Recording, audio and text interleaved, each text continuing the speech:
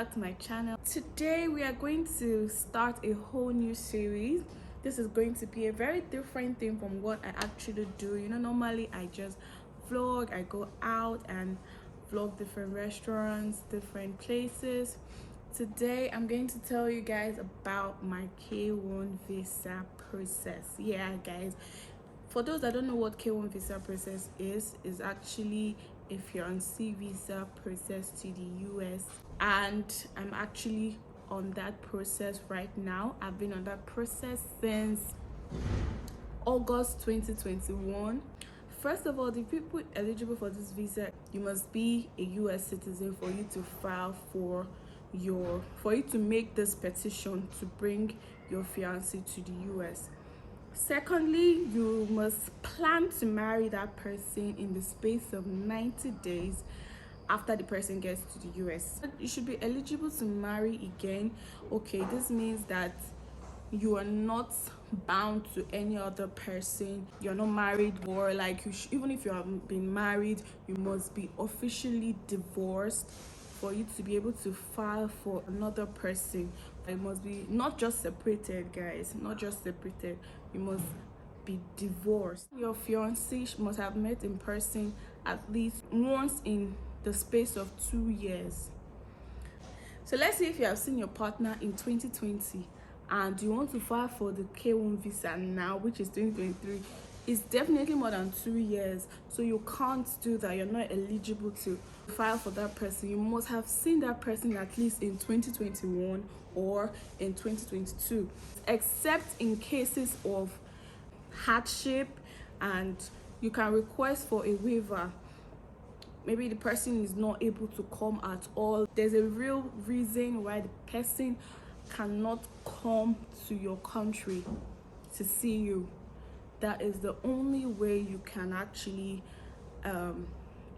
ask for a waiver, and you have to wait for them to approve it before you can continue. You can prove that your relationship is legitimate. You not just tell them, this is my fiance, but you must actually be in a legitimate relationship. For you to be in a legitimate relationship, you must have proof that you are actually in a legitimate relationship. Like, you can show pictures, as in if they ask you about the person, you can talk about the person. Somebody you have been dating for a while, you should know a lot about that person. Next is your US citizen fiancé household income is at least 100% of the federal poverty guideline. If their income is below this, there is no way you're eligible to file for your fiancé. So now we are done with who is eligible for a K1 visa. So let's assume you are eligible for this K1 visa. Let's see the process and how to apply. First of all, you will fill a form. This is the very first step in the K1 visa, filling your form I-129F form.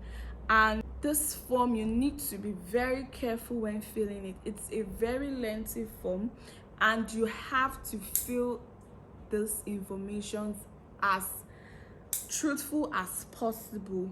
You have to fill this information as diligent as possible, because this will determine whether your case will be approved or not.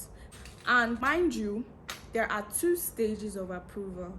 The first one is the USCIS approving your case. They will approve your case in the US, and the next stage is you in the embassy for physical interview, and that's the final approval. So why you need to arrange your documents very well for this USCIS case is because it's your document that's going to speak for you. Actually, you will not be there to speak for yourself, so you have to put enough proof to show that you are actually in a relationship with your fiancé. So when you are to fill this form, there are some documents, supporting documents, that must be in your petition, which is 1, a proof that you are actually a US citizen. 2, a copy of your beneficiary's foreign passport. Then you put pictures. Very important. This is like the most important part, because you are not seeing them. It's what you show them that will speak for you if they will approve your case or not. So you have to put lots and lots of pictures to convince them that you're actually in a relationship. Then you can also put flight records, hotel reservations, trips that you guys have actually gone to together, so that you can actually know that, oh, these guys have a legitimate relationship. Yeah, you can go on trips together, put in those records of the trip you've gone to, of the hotel reservations and all that. And you can put letters, emails, or texts that you have sent to each other over the years. You can put messages. You can just screenshot some WhatsApp messages, Facebook messages, emails that you guys have sent to each other. That will encourage and boost their trust in your relationship to actually approve your case. Next, you have to prove that your previous relationship has completely ended. If your petitioner or the beneficiary has ever been in a relationship, has ever gotten married to anybody, you must show a proof that you have completely divorced your ex. Or if you guys didn't divorce, if it was death that sadly took your partner, you must show the death certificates. And next, you have to prove that two of you have met in person at least once within the 2 years. I talked about you must have met this person in the space of 2 years, at least once in the space of 2 years. So you have to show them proof that you actually met so time, so year. Yeah, is the filing fee. The filing fee of this process is actually $535 US. You can pay this fee by check, money order, or credit card. USCIS do not accept cash. They do not accept cash. Once you mail your form and your supporting documents to the appropriate address, USCIS will send you a receipt within about 30 days. This means USCIS will begin processing your case within 30 days. So once you send out your form I-129F petition, you get back a notice of action. It's actually called an NOA-1. Yeah, that's the first receipt you get from the USCIS stating that they have started processing your case. So guys, that's actually the steps to getting your K1 visa. Like I said, you must be eligible. When you are eligible, you send your form I-129F. So guys, that's it. So now I'm just going to give you guys a quick update on how my own went, how my own process went till it got to the USCIS. My fiance, some of you may know, some of you may not know, my fiance is the petitioner and I am the beneficiary. So obviously he is the one that is the US citizen. So my whole process started in July. He actually came to visit in July 2021. When he came, we did a lot of snapping together. We did a lot of things so that we could have proof that we are actually in a genuine relationship. We went out, we had fun, we went out with friends, because you have to show them proof that it's not only the both of you that know about your relationship. That's another point.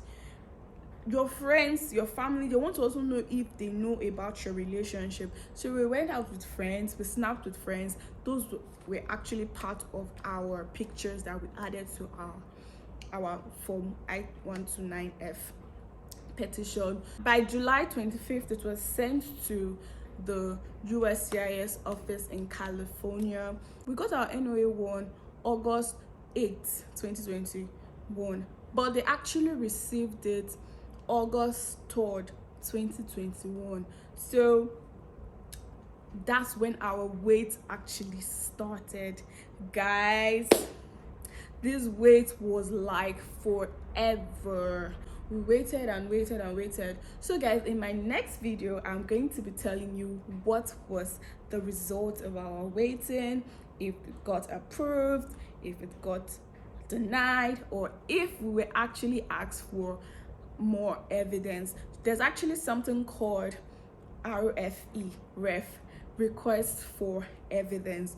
If they are not satisfied with the evidence you gave to them during your filing and all the supporting documents you put in, if they're not satisfied with it, they're actually going to ask you for more documents, and that can actually extend your wait time. Just imagine the time they used to ask you for more documents.